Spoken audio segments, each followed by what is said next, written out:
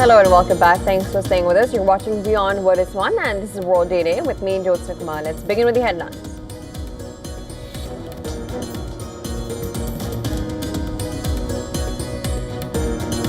Nine dead and 29 others injured after a massive explosion ripped through Nowgam police station in Srinagar. Sources say blast occurred while team was extracting samples from explosives seized from Faridabad.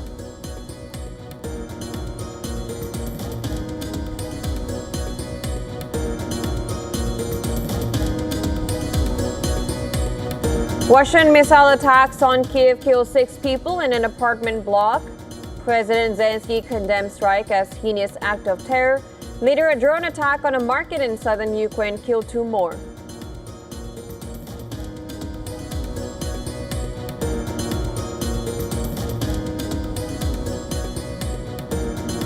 Bus rams into a bus stop queue in Stockholm, killing 3 people and injuring 3 others. Police arrest driver and open manslaughter investigation.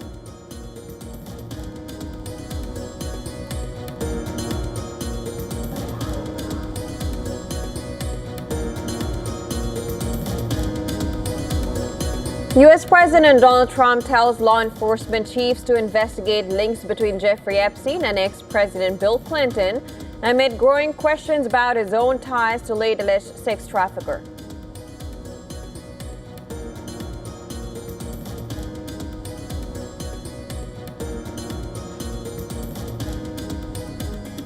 Now, Trump says he would sue the BBC for up to $5 billion after the British broadcaster apologizes for a misleading edit of one of his speeches, but said it would not pay damages.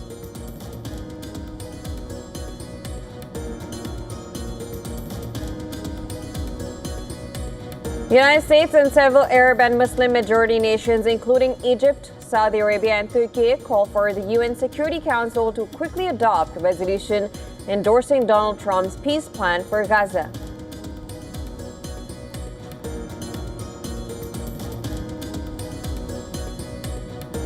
White House says Donald Trump called Thailand and Cambodia to bolster the peace deal he brokered after fresh clashes erupted between the Southeast Asian neighbors.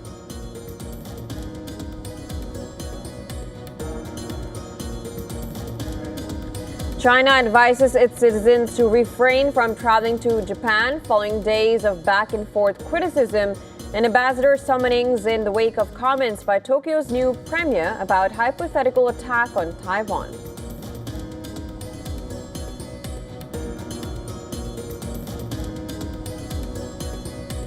Hundreds of people gather at a mosque in northern Tehran to pray for rain, with Iran gripped by one of its worst droughts in decades.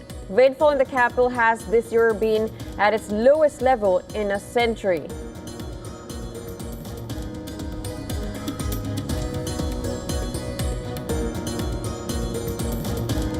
And President Trump is cutting tariffs on key food imports like coffee, beef, and bananas to help ease rising living costs. The White House says the move targets goods the U.S. can't produce enough of, aiming to bringing prices down for consumers.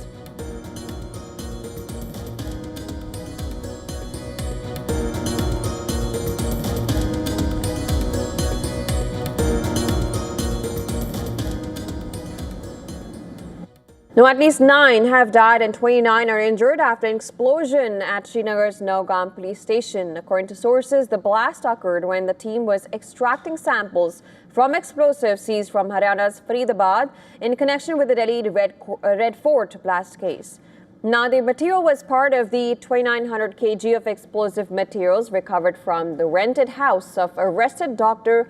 Muzammil Ganai and was being sampled as part of the ongoing investigation. The injured people have been taken to the hospital where they are receiving treatment. Deputy Commissioner of Srinagar, Akshay Labru, met the blast victims in the hospital. The area has been cordoned off by the police and entry towards the police station has also been stopped. Investigation is underway, but initial police statements indicate that the explosion was accidental. And WION Special Senior Correspondent Idris Lone has sent us more details from Nowgam. A massive explosion took place inside the police station of Nowgam area in the outskirts of Srinagar.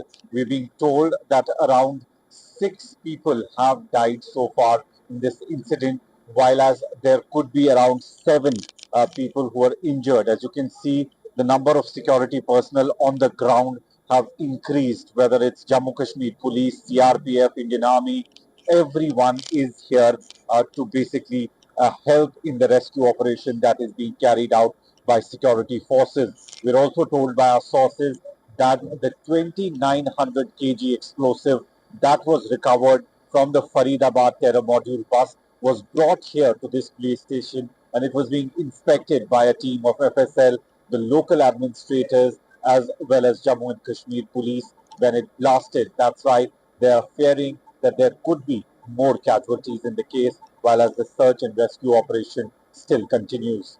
Idris Sloan for WION World is One. Well, more chilling details continue to trickle in as Haryana's Al Falah University comes under the scanner in connection with the Faridabad terror module. Javed Ahmed Siddiqui, the university's chancellor and managing trustee, is being probed for his financial links and criminal records. Now, Siddiqui's name has surfaced after investigators uncovered links connecting him to an old network of companies and an earlier criminal case. According to sources, Siddiqui and his partners allegedly persuaded investors to deposit money in a group of companies. The funds amounting to nearly 7.5 crore rupees were then converted into company shares using forged documents before being funneled into personal accounts. It is believed that Siddiqui holds connections to 9 companies operating across multiple sectors: education, information technology, finance, and energy. Now, these firms are reportedly linked to the Al Falah Charitable Trust, which functions as the controlling body for the university. Siddiqui was jailed for fraud roughly 25 years ago in 2001. He served about 37 months in prison. The Delhi High Court denied him bail after forensic experts confirmed the forgeries.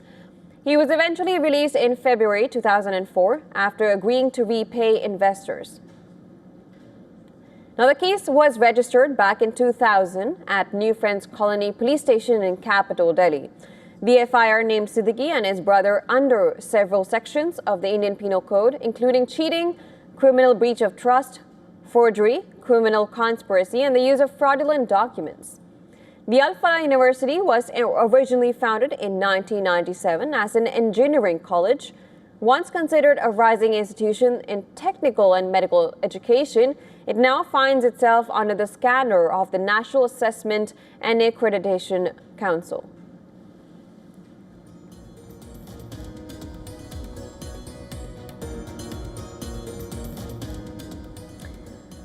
Now, it was a day of celebration at the BJP headquarters in New Delhi as the National Democratic Alliance swept the Bihar Assembly elections, securing a historic victory. Now, Prime Minister Narendra Modi, addressing jubilant party workers, hailed the mandate as a vote for genuine social justice and a clear rejection of appeasement politics. Upon his arrival at the BJP headquarters, PM Modi made a high-energy entry, enthusiastically waving a gamcha, which is a traditional checkered cloth, to acknowledge the cheering workers, a symbolic gesture meant to connect with the state's rural and common people. Narendra Modi, दोनों हाथ उठा के Narendra Modi, Narendra Modi, Narendra Modi, Narendra Modi receive किए हैं केंद्रीय कार्यालय में प्रधानमंत्री मोदी जी के किस प्रकार से भव्य भव्य Modi Modi Modi Modi. Now, thanking the people for his historic win, Prime Minister Modi took a dig at the opposition. He declared that the era of gun rule of the RJD will never return to Bihar, claiming that people have voted for development.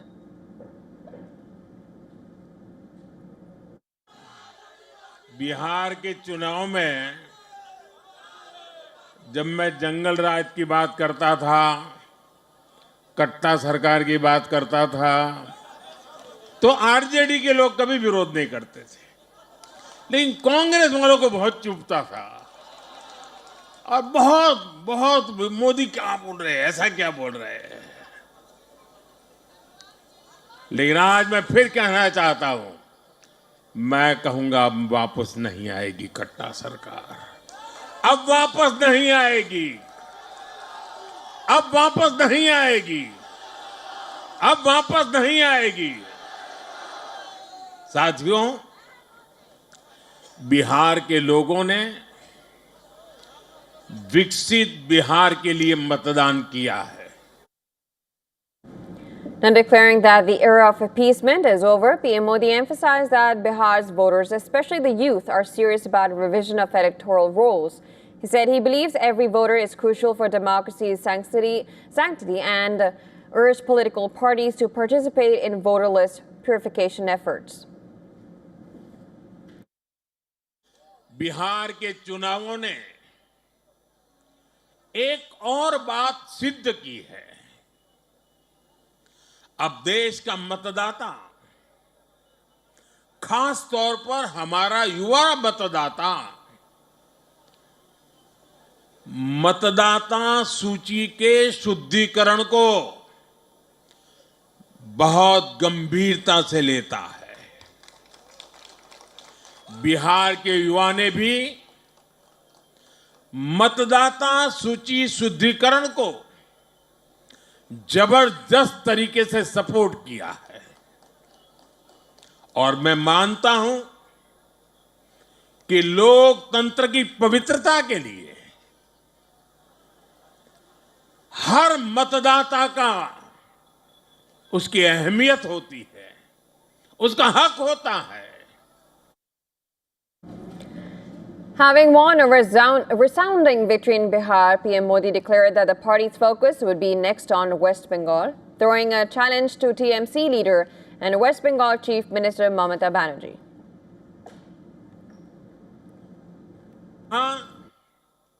Ganga ji यहां बिहार से बहते हुए ही बंगाल तक पहुंचती है।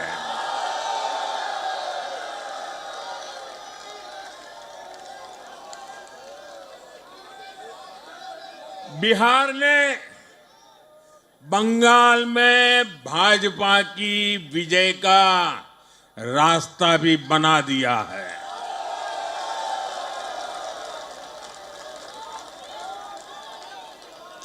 मैं बंगाल के भाइयों बहनों को भी आश्वस्त करता हूं, अब भाजपा आपके साथ मिलकर पश्चिम बंगाल से भी जंगल राज को उखाड़ फेंकेगी।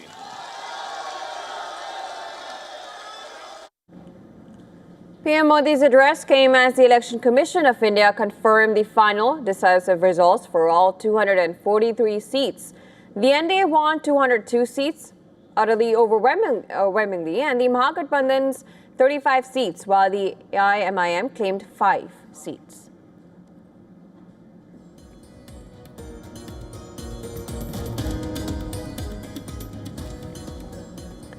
Now shifting to some global news, the United States and several Arab and Muslim majority nations have urged UN Security Council to quickly adopt a U.S. resolution endorsing Donald Trump's peace plan for Gaza. The U.S.-backed resolution welcomes the establishment of a transitional governing body for Gaza, which Trump would theoretically chair, and it authorized member states to form a temporary international stabilization force to work with Israel, Egypt, and Palestinian police to secure border areas and demilitarize Gaza. U.S. Secretary of State Marco Rubio have lauded the joint statement by the Arab nations, adding that the West Asia has never been this close to a real and lasting peace. He also said that UNSC's resolution will enable that plan and enjoys broad international and regional support. Meanwhile, on the other hand, heavy rains have flooded hundreds of tents and shelters in Gaza, leaving displaced Palestinians in a desperate situation. The UN expressed fears for their safety, with many families struggling to cope with the harsh weather conditions. Now, furthermore, South Africa has permitted entry to 130 Palestinians without travel papers after initially barring them. But officials say that they will examine accusations that an unregistered organization arranged the trip in an irregular and irresponsible manner. Now, according to reports, U.S. Special Envoy Steve Witkoff is planning to meet with senior Hamas official Khalil al-Hayya in the near future. Now, the meeting's timing and agenda are still unclear, but it is expected to focus on ceasefire in Gaza and prisoner exchange negotiations. Wikoff and Al-Haya have met before, notably in Cairo, where they discussed the ceasefire agreement.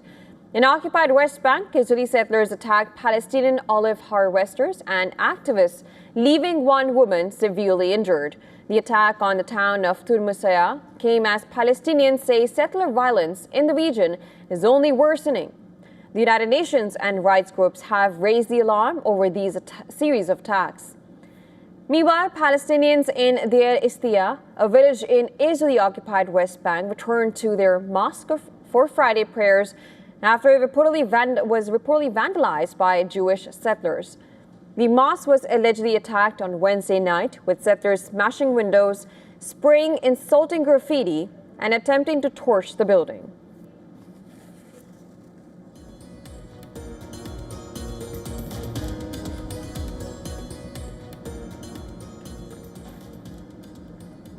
All right, let's move on. Ukrainian intelligence says that Russia is planning to further ramp up weapons production. Now, the focus will reportedly be Moscow's new favorite weapon, the glide bomb. The deputy head of Ukraine's defense intelligence has claimed that Russia has a new target for 2025, and it plans to complete 120,000 glide bombs by the end of this year. Now, glide bombs are relatively simple but terrifying weapons. They are typically old, standard ordnances, often big, unguided Soviet-era bombs like the FAB-500. These big but basic munitions are outfitted with guidance kits, turning them from simple drop bombs to precision-guided devices. Now, the glide bombs are cheaper for Russia to make than missiles because they contain old munitions at their core, and often they are also harder to stop. Glide bombs are mostly fired from jets, which are still in Russian territory. They don't cross over into Ukrainian airspace, so they are hard to intercept. The glide bombs themselves are launched at high speeds towards the Ukrainian positions. What's more, the old Soviet-era bombs were made with heavy iron casings. This makes them harder to destroy midair with conventional interceptors. All these factors make glide bombs very convenient for Russia. Now, Moscow has increased its reliance on glide bombs over the course of the war, and Ukraine says that Russia has been launching between 200 to 250 glide bombs every day recently. Last month, Russia fired about 170 on average, so if Ukraine's figures are correct, it is a definite jump. Now, Russia has been improving its glide bombs too. Earlier, their range used to be about 90 kilometers, but then Russia started adding jet engines to a few, increasing their range to about 200 kilometers. And Kiev says that Moscow plans to improve the range further to 400 kilometers by the end of the year. Ukraine believes that Russia is planning to ramp up bombardment to increase pressure so that Moscow will end up with more leverage during any possible peace negotiations in the future.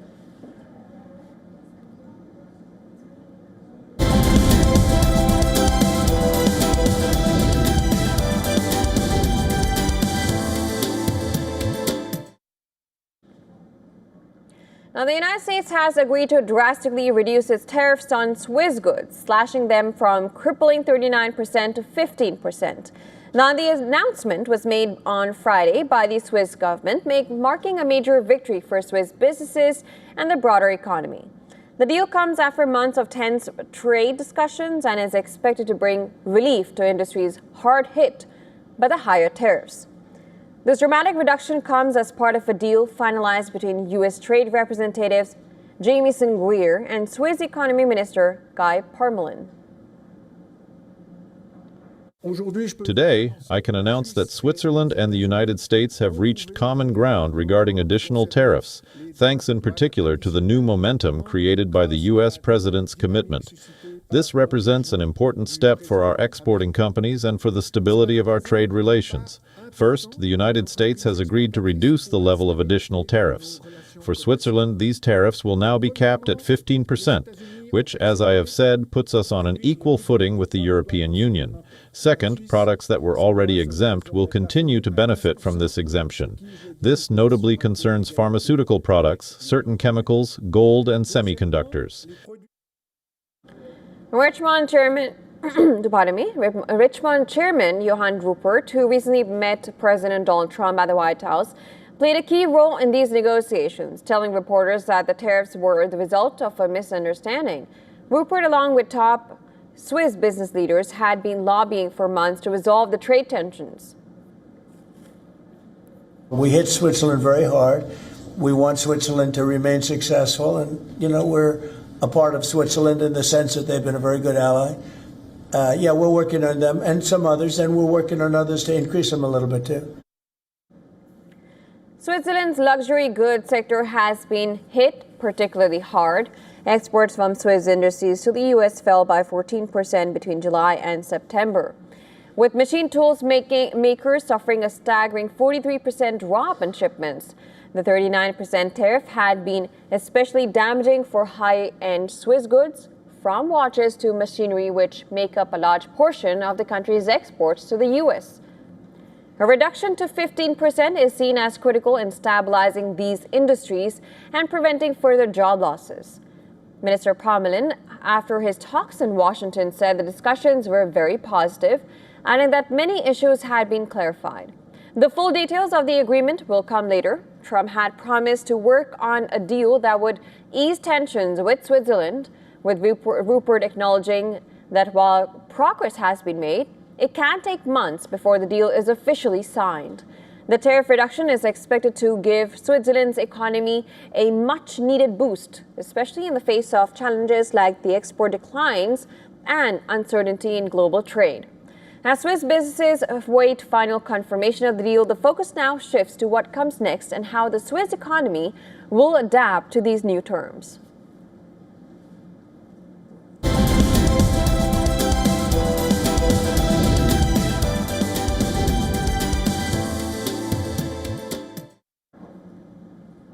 Now, India have the advantage over world champion South Africa at stumps on day one of the Eden Gardens test.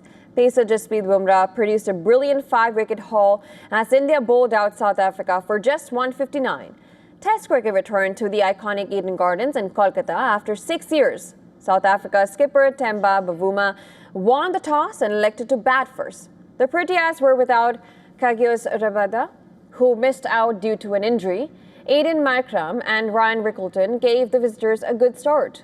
They shared a 57-run opening stand before Bumrah struck twice to remove both the batters. Kuldeep Yadav and Mohammad Siraj joined the damage with 2 wickets each as South Africa's middle order crumbled. Bumrah sealed his 16th test, 5-4 with 2 quick strikes after tea.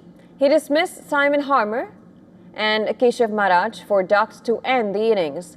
South African innings only lasted 55 overs. Now, this means that the Indian batters had to negotiate a tricky period before stumps. Marco Jansen got Yashasvi Jaiswal for 12 in the 7th over. All-rounder Washington Sundar walked in at number 3, and he, along with KL Rahul, survived a testing spell from South African bowlers. Rahul in unbeaten on 13, while Sundar made 6 as India scored just 37 runs in 20 overs.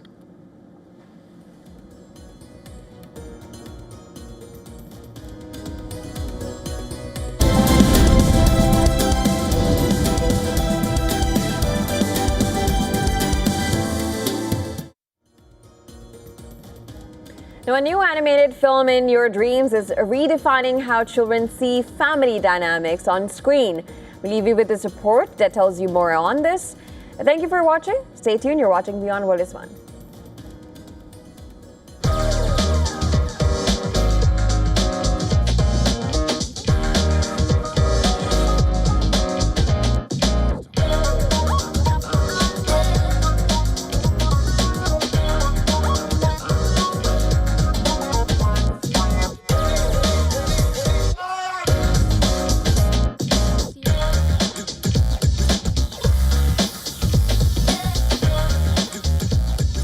It's really, I think, important that kids have imagery of families that aren't perfect, that have little bumps and scrapes along the way, because, it's important to show that it's nobody's fault.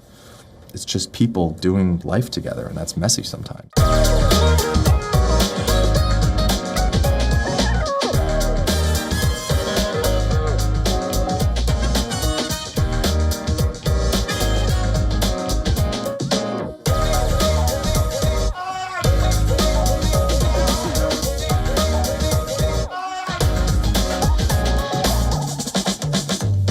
I'm a younger sibling, so I know what it's like having older siblings.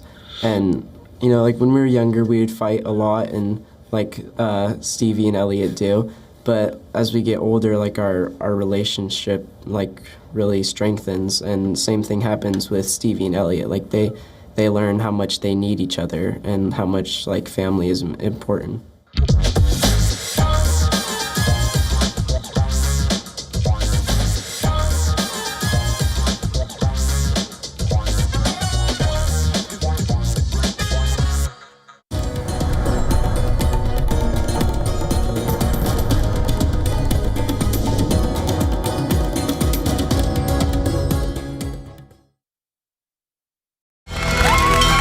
From the bustling trading floors of Wall Street to the vibrant exchanges of Asian stock markets, WION breaks it down for you to make sense of what's happening, as we reveal the key factors behind events, strategic battles, and the game-changing business decisions that shape the world.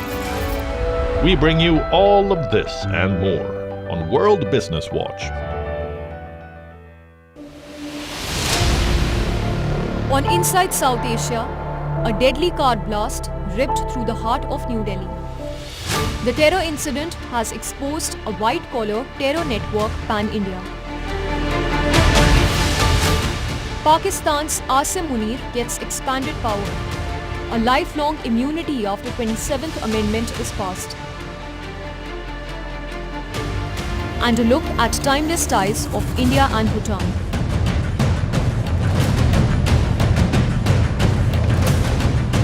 All this and much more on Inside South Asia.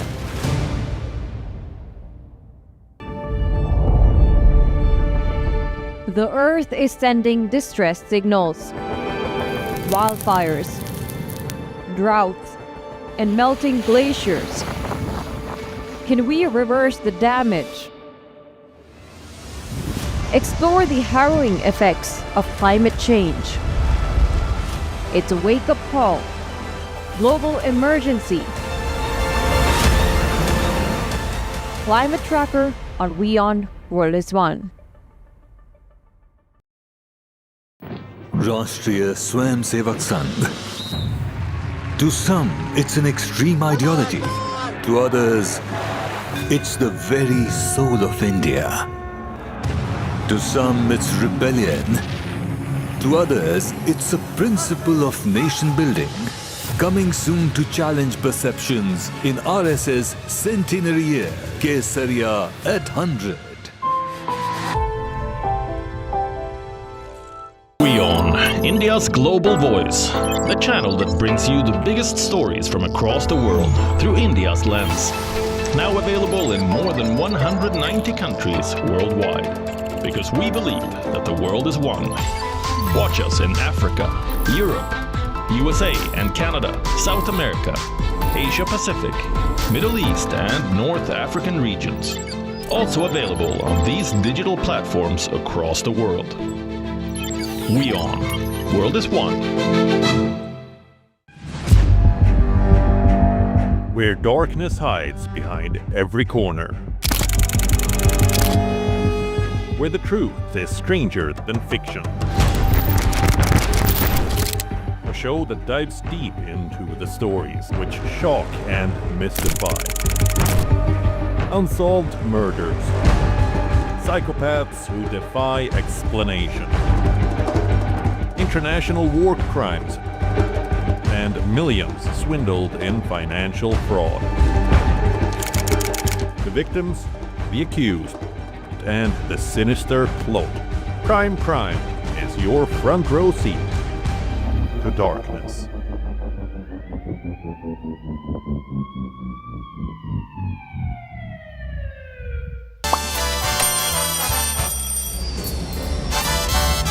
Vielleicht nur als Imposant.